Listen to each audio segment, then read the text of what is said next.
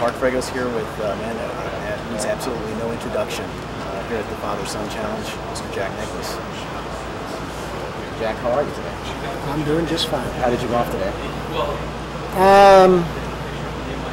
I don't really know. We played a scramble, so I hit some nice shots. So. Well, it was a privilege watching you all day, as many people got a chance to see you. Thank you. Thank you.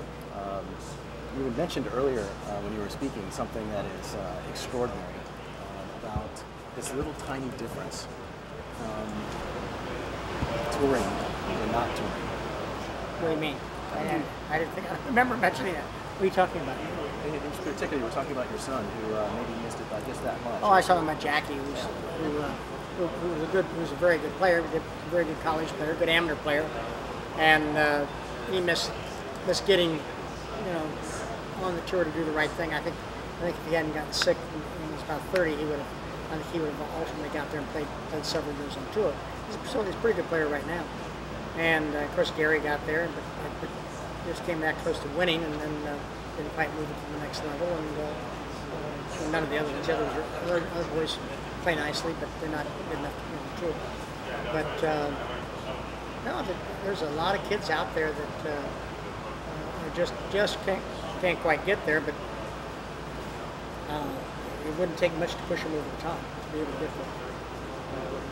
Is that sometimes there are missed opportunities for people that have it but just never make it? Yeah, I think there's a lot of times missed opportunities. Sometimes, winning breeds winning, and a lot of times these kids get out there and they never develop any confidence, and they never have a chance to win, and as a result they sort of beats them back. But I think I was one of the guys that I played along, and I won relatively early in my career. And the tournament I won, the first tournament I won was the U.S. Open.